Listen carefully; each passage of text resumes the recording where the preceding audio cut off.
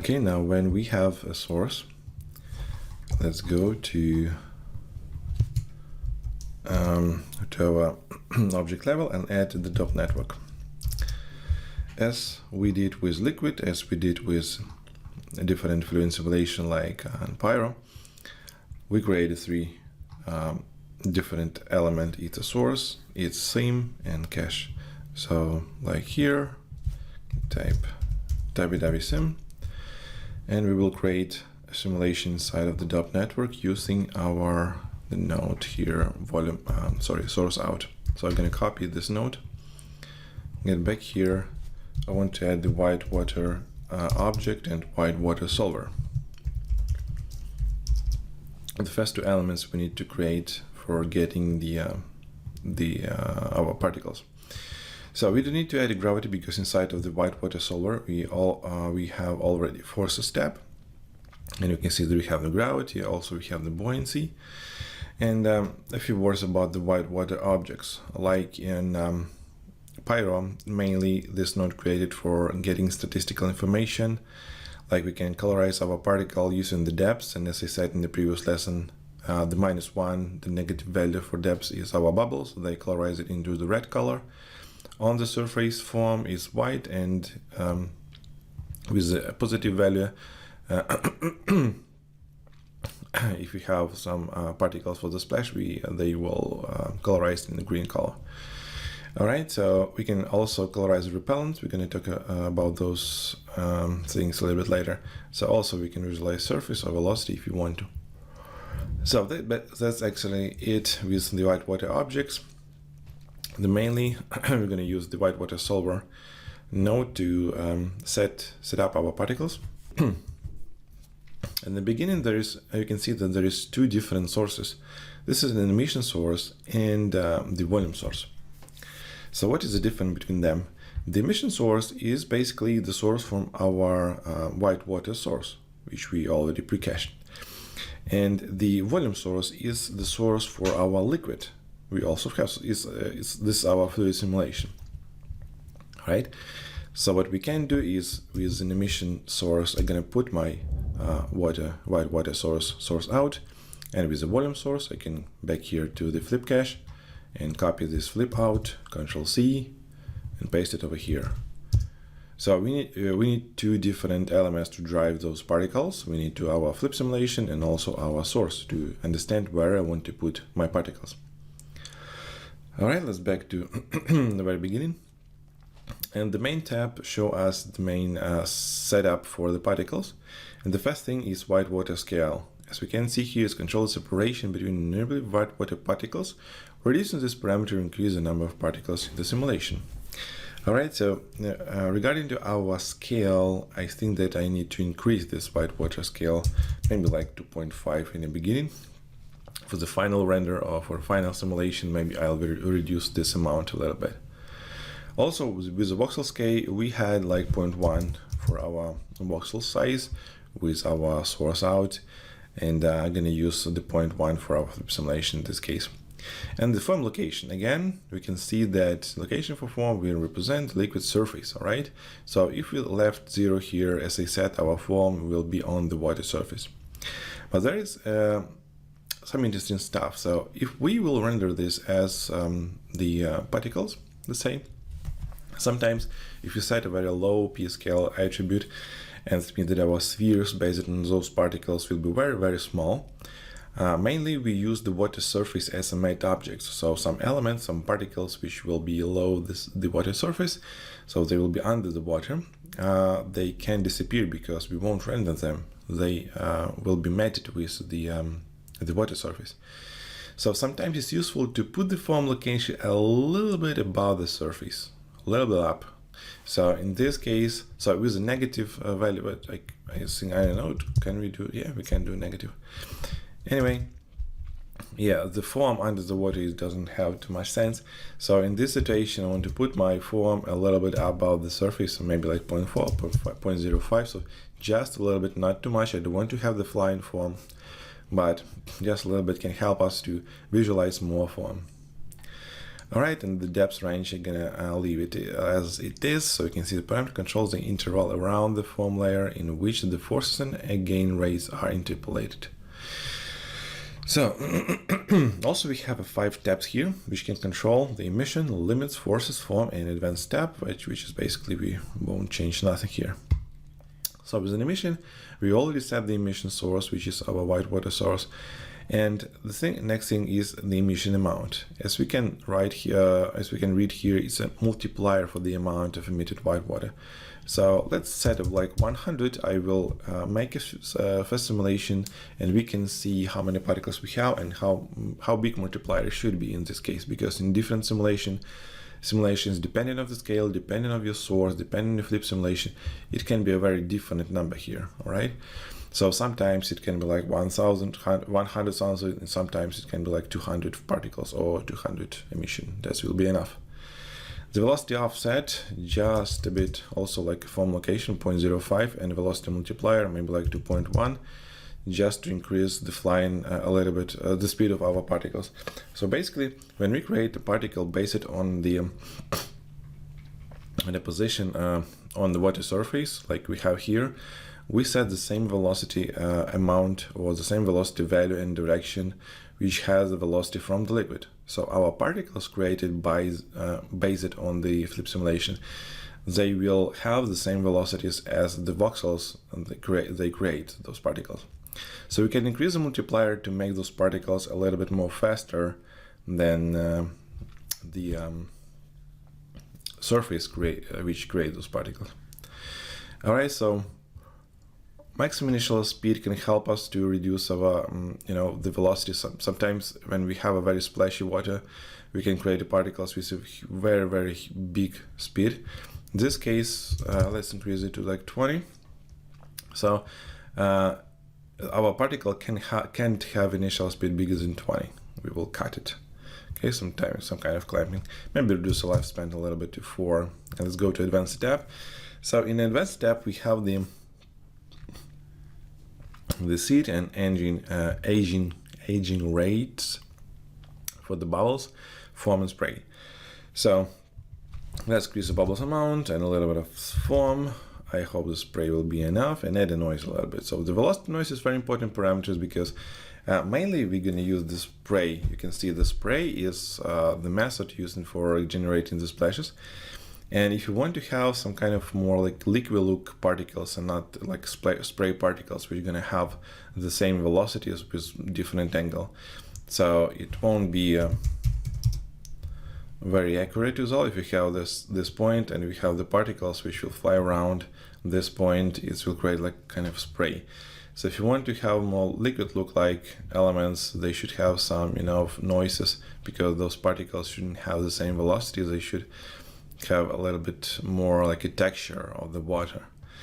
All right, so with this, I'm gonna leave this sparse convolution noise here, maybe increase a little bit of frequency just to make this noise a little bit smaller, and in fact don't have too much amplitude, maybe like 0.5, and increase a little bit of roughness, and that should be okay. Anyway, we can change it later when we have the simulation, we can tweak it. And the next tab is limit. That's why I'm not creating simulation for now, because we need to create like a container for our flip simulation. Let's set the auto update.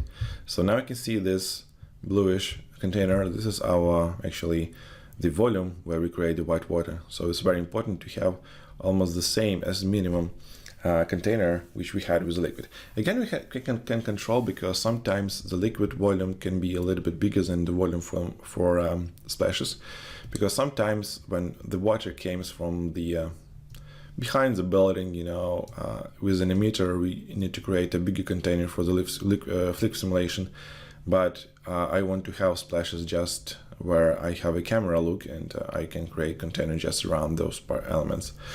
So, but in this case, I want to match those guys, so we can go to flip sim, and I can take our not flip object. In fact, I want to use my volume limits, and I'm gonna copy this guy. So copy parameter, let's back here and paste relative reference, and back again, copy box center, copy parameter, and back here to best relative reference. So now you can see that our box is the same with the flip simulation. It's gonna mean that we will cover all our elements, and it's very important to do this correctly. So we can, hide those things. I want to hide my limits because I don't want to see this container. I already know this works. So all our forces we're gonna leave as it is. Let's go to form, and with the form there is a lot of different settings because the form, the bubbles and the splashes is more or less simple particles, because for let's say for splashes we use just simple spray system like a particle simulation, but the form, it has different settings. We have the density control, we have the erosion, we have the repellence. So there's many different ways we can dry our particles on the surface, because the form should create a texture. We do need to cover with particles the whole surface with like a flat separation. I don't want to have just a big white amount of particles on the water. I want to create some kind of texture. And as you can see from the different references, you can look at the internet how the form looks. You can see that there is a lot of different cells with a different size. All right, the bigger one, the smaller one, because our bubbles, like form is like bubble on the surface, they connecting into some kind of structure. All right, and all those settings we have here with an erosion, repellence, can help us to create the structure, to have a holes inside of the form, and it won't create a flat, white surface. And it's very good. I don't need to use the density control by now, but I want to use the erosion and repellence. So if you want to know what is erosion, so enable this feature preserves form in its denser areas and erodes it in the sparser regions. So we have the depth range, we have two types of ranges, an erosion and preservation. So in this case, what I can do is I want to, if we go to erosion range, it means that strengths of erosion in less dense form areas. The higher values for this parameter will result in more rapid disappearance in form. So let's increase it a little bit, maybe to like 0.7. What is the preservation strength? It controls the density range at which white water is protected from erosion. So we need to protect our volume, our particles from erosion. And the depth range is basically the distance, within the distance of the liquid surface will be subjected to erosion. Maybe like 0.2 could be fine. And the repellence. And repellence create a nice thing with our form. You're going to create like particles on the water surface, and it will try to move our form from the center of those particles. Okay, so if you have a nice separation with particle on the water surface, it will push our particles outward of those points, and it will create a nice pattern around those points. So in those areas we will have the more dense area with particles. So you can see that we can create some kind of forces which will push our particles on the surface from those points to create a nice texture for the form. If you set a simulation just for the second frame, I guess we can see our repellents because they visualize by default. You can see this is our repellent. So it's not a form and splash. Those particle is repellents. They visualize, the center of our repellents. So what we can do, there's different settings. We have the receipt frames, I don't care about that. So we have the size range. So range of repellent sizes stored in the radius point attribute. So it's like a minimum and maximum because we have a different repellent radius. We don't need to have the same, amount or the same size for each one. So let's reduce and make it twice smaller, and let's increase it a little bit, like 0.25 in this case. I want to increase the maximum range. And also we can play with the strength range. So the range of repellent strength stored as in the magnitude point attribute. So you can see some information stored as the point attribute. And this is very important because we can have an access to those attributes using the different wrangle or opnodes. And we can, change them if we want to more, accurately, not just with those settings. We can apply the different noises, randoms, or any other functions that can help us to add more more interesting settings for our repellents. Sorry. But in this case, I don't want to have a big strength. The big strength is good when we have maybe like ship is moving through the water, then we have big velocities in this case. And on our simulation, we don't have a big, velocity, so I need to have a big strength for our repellents. So maybe reduce it like to 2 and 5 in this case. And the noise range can keep like it is. All right, so this is with our repellents, what we can do here. And let's back it here and simulate it again. So we can change our particles amount. And all other thing I can keep as it is, and with advanced I don't want to change also nothing here. Okay. So let's make some simulation. Let's start this guy. Again, don't care about those points. We can visually disable them, but I don't care about them. And now you can see that we have some particles around our ship area. This is where we create our source. Let's go and look from the camera angle. And what I definitely see that the amount of particles is very low, so we definitely need to increase our emission. It's not too many. We can stop it and look at how many particles we have. So let's stop simulation,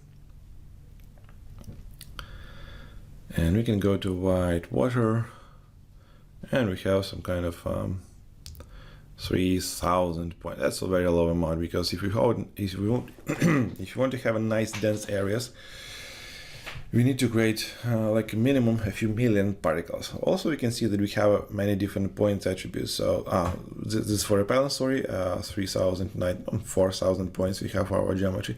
You can see that there is a lot of different geometry attributes we can use. Again, after we cache our simulation, we can use the age, depth to control the density, opacity, color, any attribute you can want to change.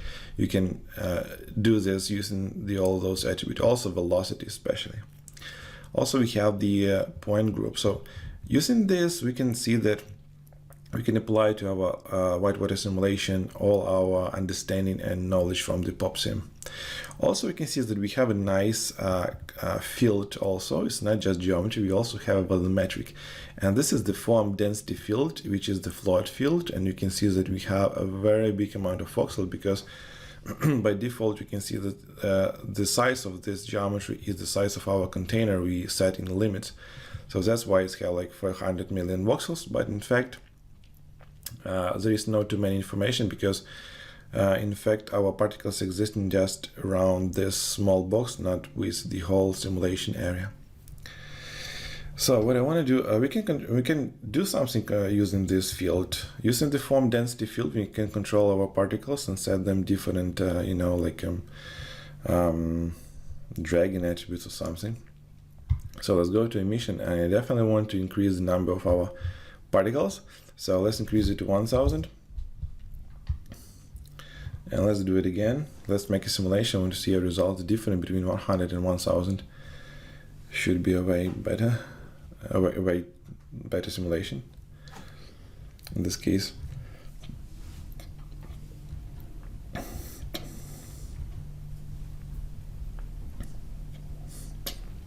Also, you can see that it's pretty fast. Again, because of the not too much of particles we create with the sim. So I guess something around the 10,000 should be fine, because just 27,000 points in this time is very low. So let's increase 10,000. This should be good. Maybe decrease the white water separation a little bit, 2.4, and 10,000 should be fine. Let's look at this. So if I go back to whitewater sim and enable my DOP network, if I simulate it, I can see that I see all my points, but I don't want to see all points. What I want to do, I want to add a geometry, and I want to name it www cache,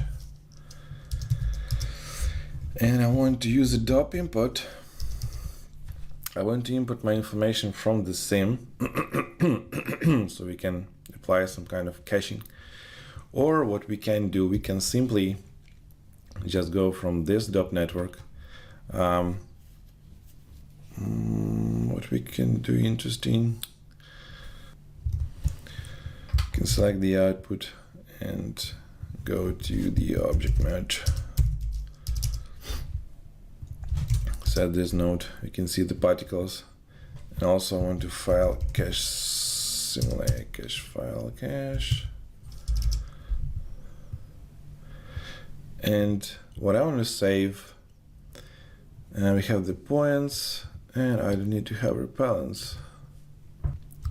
So what we can do in this case, we can use the dop input fields. Let's select our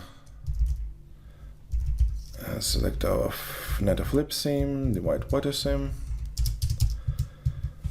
and I want to set the white water OBG,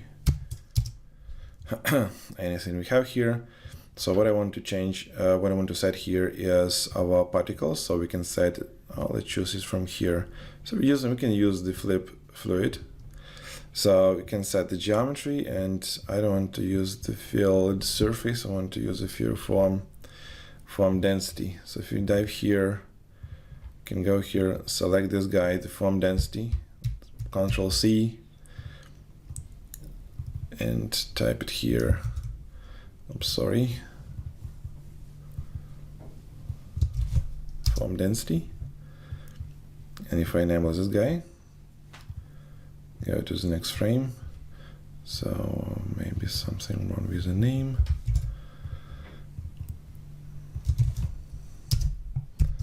So in case we have a few different, white water elements. And visualization, smoke, I need to have a smoke for the geometry. But anyway, it should work. So let's go to the next frame, and we can see our particles. And this is just particle for the form simulation, for the white water simulation without any kind of repellents. So that's what we have for our particles. And you can see that we have the particles from geometry, and also we have the form density. We have the form density field. And the velocity is the invisible, but we can disable this because we're going to have the velocity with the attribute of our geometry. Okay, so we don't have a velocity field because it stores into velocity as an attribute for particles. And I guess I'm going to leave those attributes just in case I can use. I can leave remove just has previews, maybe p previews. I don't care about that, and maybe I can leave all other. So again, sometimes it's very useful to use those elements for driving our particles in the rendering stage, or even when you want to create some kind of volume based on those particles. All right, so that's kind of how can we store this info, and let's work with this. Let's make it a little bit bigger, like 12,000 points, just a little bit smaller white water scale, and a bit more bubbles. Just a little bit more bubbles, and let's save this guy. Yes, I want to save this guy and look at the sim, how it's looking here. Let's store this. So let's name it ww1. Or we can just say ww, and let's store this guy as we have load from disk. I have a flip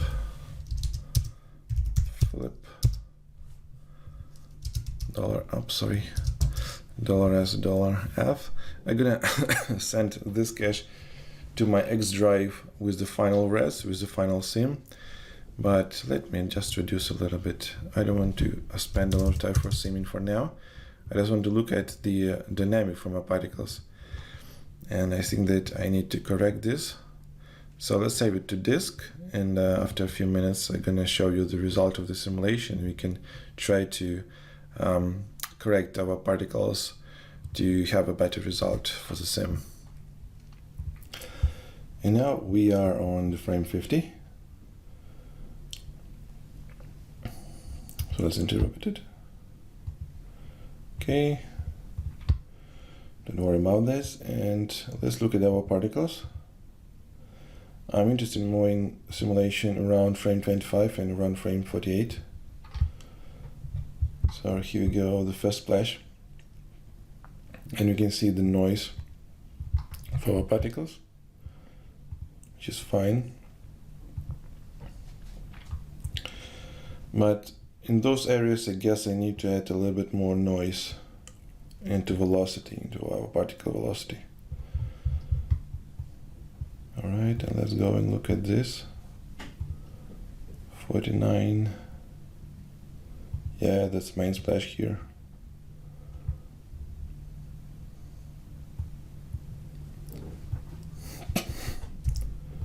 I know why it doesn't say frame 50, but anyway.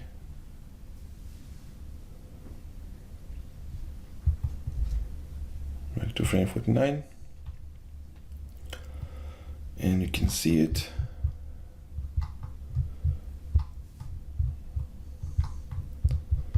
Again, we need to have a little bit more velocity noise, because we have some flat surfaces over here. All right, we can do this basically. Yeah, I'm not interested in those particles.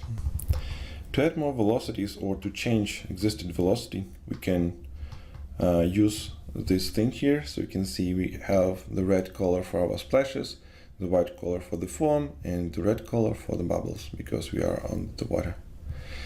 So that's how it works our visualizer range.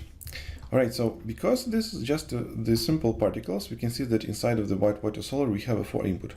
The first is actually the whitewater object. Another one is extra source if you want to put some different sources in our whitewater simulation. And we have the particle forces and the post solve. So we can apply the forces if we want to, or we can enable the post solve. So I want to add a little bit of wind. So I can take the pop wind again. We work with particles, so that's why we can use any pop node we have in our range here. So with the pop wind, what I can do is select add the ray resistance like 0.1, not too much, and I want to set the wind velocity like -2 and -1 in this case. So why -2, -1? If you look at our let's set my camera, anim cam, so you can see that we have the -x is moving on us, and -1 is from the z-axis on this area. So I want to move a little bit wind to our camera. And the last thing I want to change here is the amplitude for the noise. So by default we have an amplitude of 0. Let's increase it a little bit more, like 2, and increase the swirl size depending of our scale, maybe a little bit more pulse length. I don't want to have a very fast noise. And also what I can do, I want to apply this thing just to our splash particles. So again, just for our red particles, we will have the depths bigger than 0, all right? So what we can do is set that the depth should be bigger than 0. All right, so yeah, if we go to our particles, if we make a simulation, we can simply go to geometry spreadsheet and look at the depth of each particle.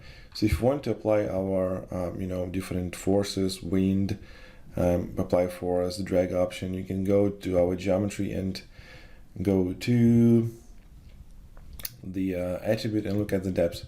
So you can see how many particles have the depth. You can set not just bigger than bigger than 0. You can set like bigger than 0.1, let's say.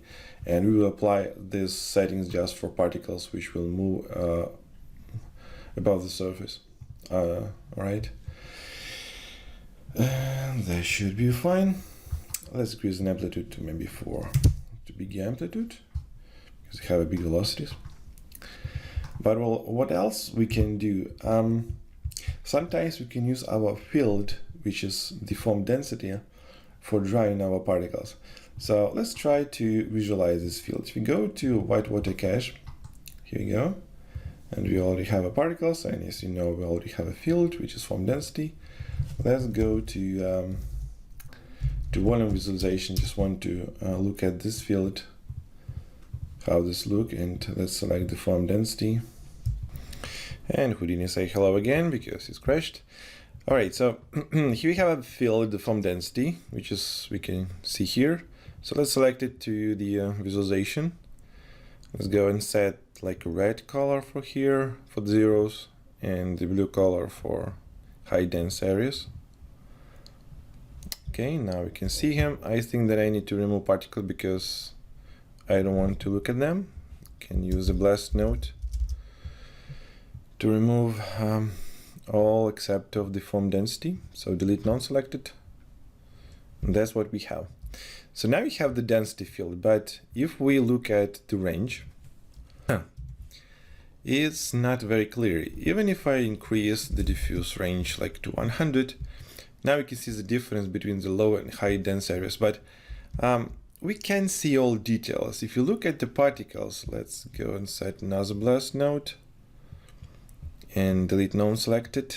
Let's look at the particles. You can see there is a lot of details on those, but if you look at the field, you can see how many particles there are, but we can see just a few cells, a few voxels with some kind of or red or pink or something else, because we have a gradient between the red and blue. So I can't understand how many particles have the density equal to 100 and how many particles have density less than 100 till 0. So what we can do, I want to look at my particles. I want to convert this form density field to the particle attribute and visualize this attribute inside of particle. By default, you can see there is we have a depth, which is telling us various particles exist on the surface, above the surface. But we don't have the form density attribute. How we can create this attribute? Let's go to the manual mode again, and let's back to our DOP network.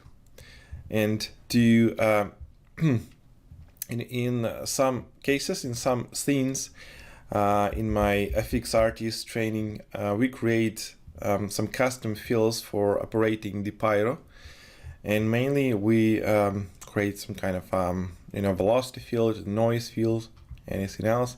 And here what I want to do, I want to create we mainly create like fields from the particles using the attribute rasterize, but now I want to make the inverse thing. I want to take the field and create attribute based on this field. To make this works, I need to add the gas field to particle. So it's very simple. You just can easily remember how this works. And if you want to do this, if you want to convert this field into the particles, we can select let's go to some kind of first frame. I want let's update it. I want to have my fields here. So let's go to the next frame. Okay, it doesn't have this. Just want to copy.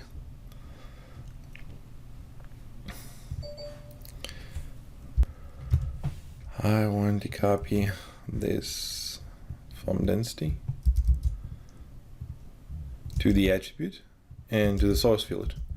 So we take the source field, the form density, and copy values to the particles, because we use particles as a geometry, so not to all repellents or something, just to geometry. We can connect this guy over here to our merge node, because I want to connect it to the post solve also. Now I need to change my connections here to DOP network, because I don't have the proper attribute inside of my file cache. But if I move on the second frame, let's update it again. Let's send to auto update.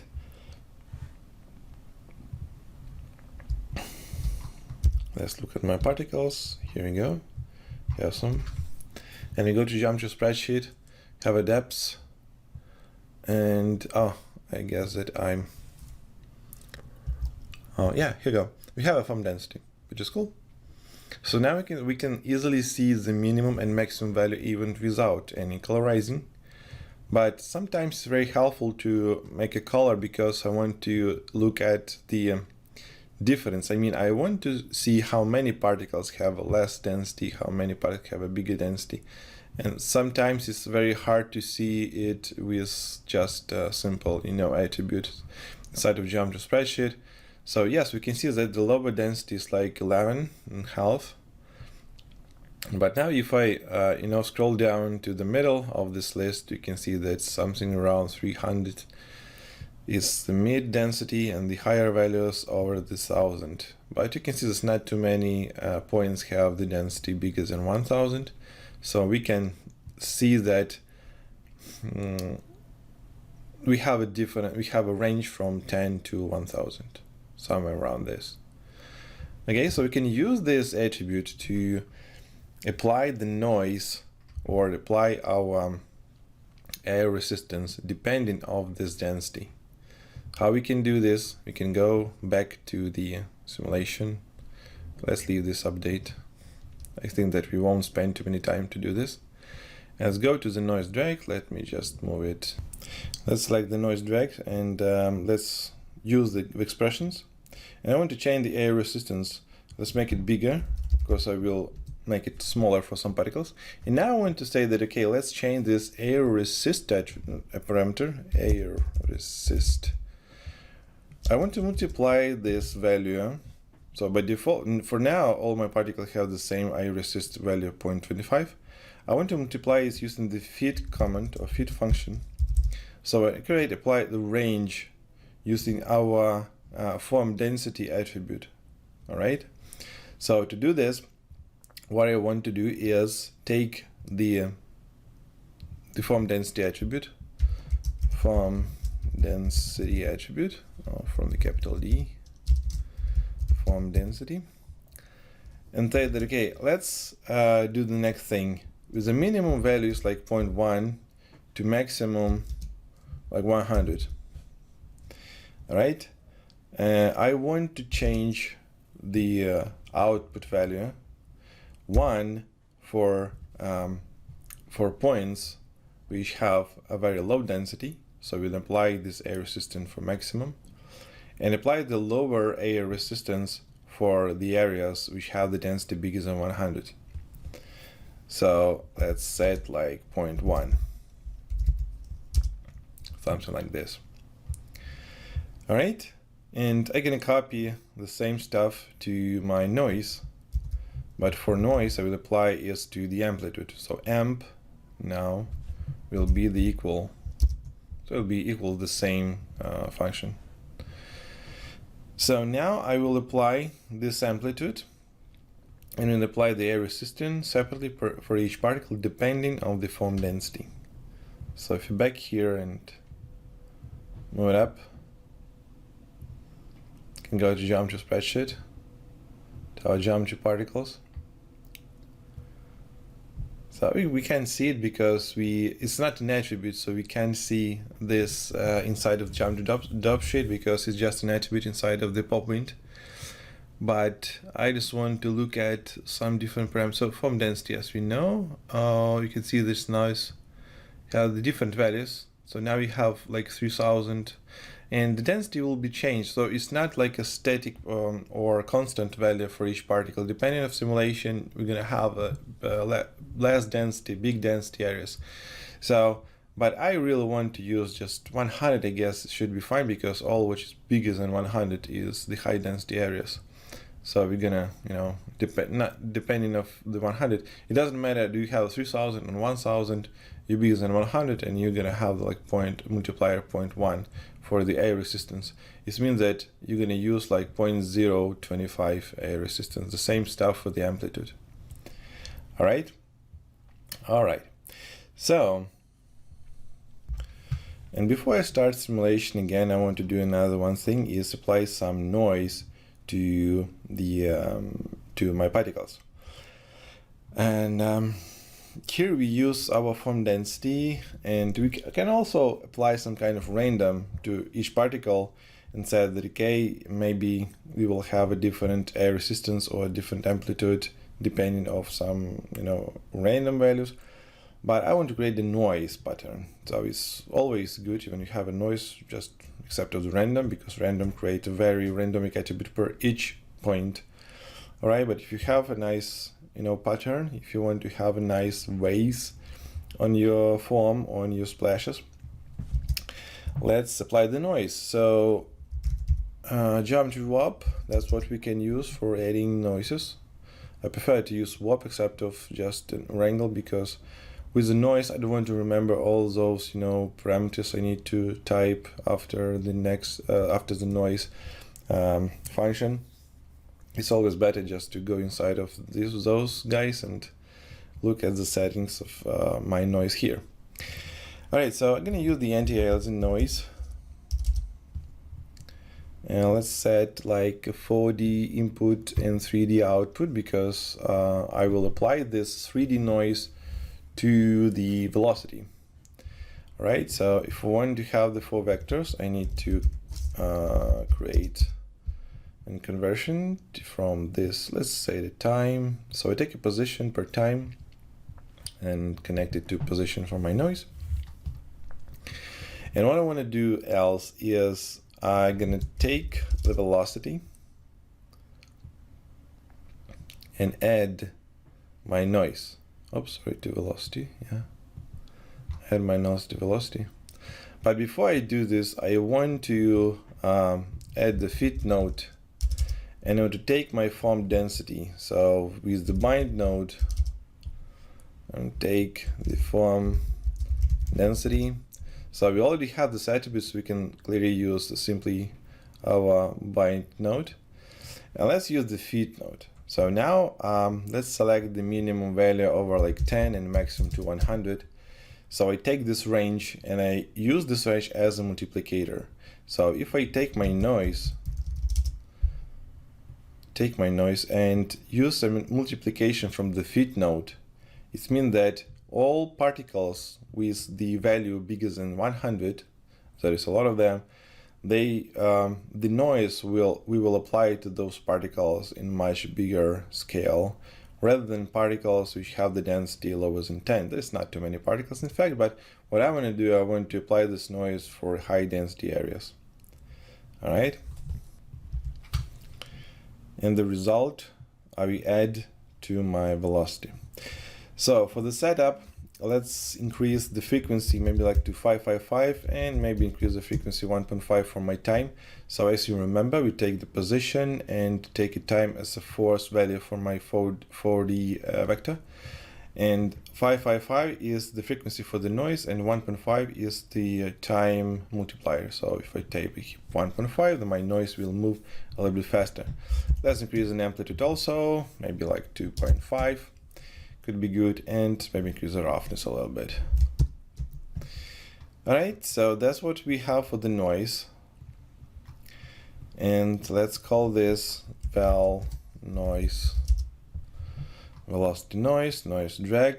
Why noise drag? I don't know. I want to call this velocity drag, not a noise. Because we don't, well, oh, okay, let's say noise, because we have a noise over here with this noise. All right,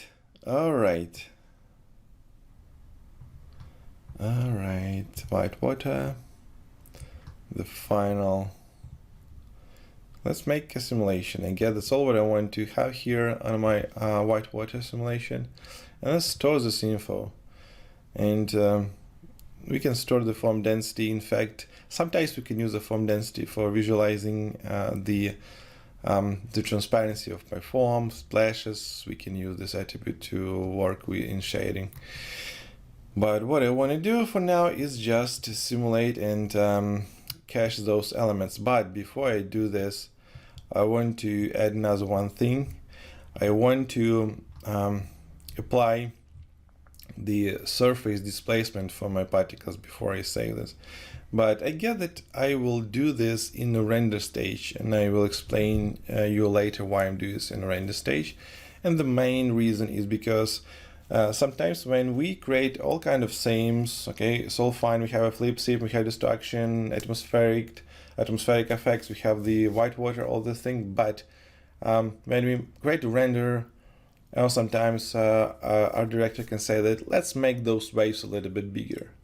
So what you're going to our displacement shader for the waves and apply a bigger displacement, and that's it. Or you can go to the ocean spectrum and try to make those waves a little bit bigger using wind or any different attribute, and it will work. But if you pre-cache your white water particles with existed ocean spectrum settings, you need to recache it again. And sometimes white water is very, very, hard, heavy for calculation if you have like tens of million particles, all right, for the form. And that's where, you can't be sure that you're gonna use the same ocean spectrum for the rendering. All right, but if you apply displacement on the render stage, you will change the ocean spectrum and it will automatically recache or automatically reposition our particles with the correct wave height, wave size, and etc. So to avoid any recaching, to avoid any new calculation, I will displace my particle on the render stage. All right, so that's what we have for the white water. I want to cover this guy and let's call this Dabby, and mainly I use the same gray color because it's white. Well, white is not the best color maybe because we can see the text, but the gray is not bad in this case. All right, we're gonna save it, and now we will go to the final stage, to our rendering all our elements we created in our project.